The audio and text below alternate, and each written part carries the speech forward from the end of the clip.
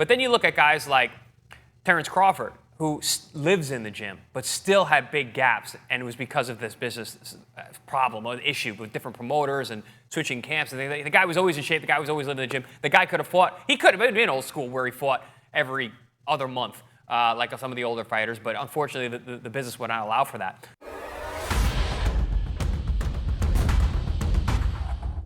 Lovers of the sweet science, welcome to Boxing Scene's Top Stories. I am George D. Metellus. Remember to download the app where apps are available, the ProBox TV app, to get the full ProBox TV experience. And part of that experience is tapping the brain and the knowledge of our great world champions that we have here on ProBox TV, including the great Chris Algieri and the great Paulie Malignaggi here on Top Stories. Now, one of the things we often talk about here on ProBox TV when we're analyzing boxers and fights is the fact that a lot of times now in this modern era, there seems to be a lot of inactivity. We see it takes a long time to see our favorite boxers in the ring, and we're seeing them seemingly less and less often in the ring compared to, let's say, 30 years ago. So, Paulie, let me ask you, why does it seem like today's boxers are fighting less than ever before? At the top level, there's a lot of reasons you can go into as far as the dynamic of the business has changed since the old days. Obviously, everybody talks about the old days, the good old days where everybody used to fight a lot more often, the old school of boxing. Boxing was much more popular. Really, the market share is just too high at this point at the world-class level. There are TV dates, and the TV gives certain dates to certain promoters. And then those promoters have to sort of fill up those dates with the allotted fighters, and there's too many top fighters. There's not enough dates. Top fighters get paid a certain amount of money. There's a minimum that you have to pay these kind of guys. They're not regular average fighters. So all of a sudden you don't have enough dates to pay these kind of guys that kind of money all the time. So you've got to give them only set dates.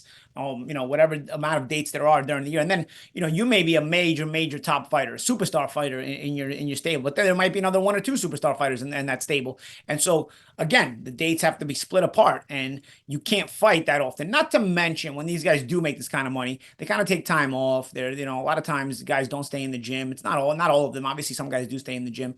But what I'm saying is, there's the temptation to sort of go out on your own and hang out and, not take things as seriously for a while until you want to get back into camp. So things have changed a lot. I mean, the market itself from the good old days of the 50s, where the fighters weren't making as much money as they are now, still made decent money for those days, but they didn't make astronomical money even by the standards of those days. So they had to consistently fight.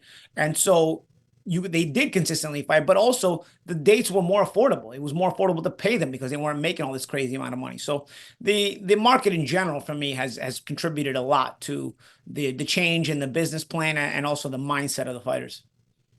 Yeah, Champ, I agree with you. And I remember experiencing that myself as I got to the higher levels. There was just more time in between fights. Partly was negotiating process. Part of it was the marketing for leading up to the fights. Because listen, if you're doing pay-per-views, you got to sell a fight, and it takes weeks and months to do that, leading to the fight plus the training camps and whatnot. But we say that, and we talk about all the business ideas, which seems pretty obvious for people who have a little bit of knowledge about the sport. But then you look at guys like Terrence Crawford, who lives in the gym, but still had big gaps, and it was because of this business problem or issue with different promoters and switching camps. And the guy was always in shape. The guy was always living in the gym. The guy could have fought. He could have been old school where he fought every other month, like some of the older fighters. But unfortunately, the business would not allow for that. But then on the flip side, we got a guy like Naoya Inoue. He fights 4 times a year. He's the best fighter in the world. He makes tons of money. He is one of the highest paid fighters around at the higher levels. He still fights 3-4 times a year consistently like clockwork. I don't know if it's the Japanese system, it's the Japanese mindset, the Japanese business, but they have him dialed in. Training camps, fights, and it keeps him active. He's fighting top fighters. So it can be done. So there's a lot of issues that are causing these guys not to be able to fight so often. And it's very unfortunate because it hurts the sport for a number of reasons. One, it hurts the sport because the fan base, we get left in the cold. Like, how do we make how do we find our favorite fighters? How do we learn about our favorite fighters? Long form stuff is gone. HBO used to do these great legendary nights and do all these backgrounds to these fighters. We don't have that anymore. So these guys who are staying out of the ring, they're hurting themselves. They're hurting their bottom line as well. And it's unfortunate because it doesn't have to be that way. All right, I'm going to bring up the elephant in the room. Let's talk about PEDs. Because that's the reason why guys don't fight as often either. They've got to clear their systems from their ped use. So just to be honest, guys. So if you have a fighter who is using something or whatever, you're not going to see them fighting as often because it's a lot easier to get caught if you're not having that downtime to clear anything out of your system that's not supposed to be there. So let's be serious. I know we don't want to talk about the elephant in the room, but somebody's got to bring it up. Today it's me. The groupies aren't going to like that, champ. The groupies aren't going to like that. Cry me a river. So that's fascinating stuff right there from Chris Algieri and Paulie Malignaggi. And well, hopefully we'll get some more active fighters here and we'll get more of the superstars fighting more often toward the end of this year, 2024, and going into 2025 as well. All right, champs, thanks for your time. We always appreciate you here on Top Stories.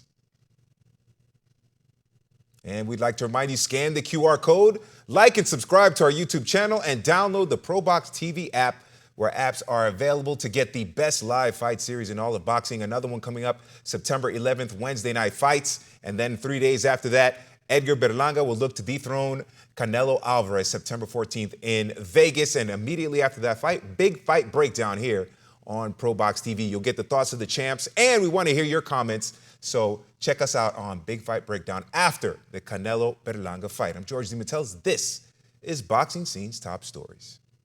He's the pride of Guadalajara, Canelo Alvarez. His challenger, the undefeated Edgar Berlanga. Canelo versus Berlanga, Saturday, September 14th, live on PBC pay-per-view on Prime Video. Wednesday Night Fights.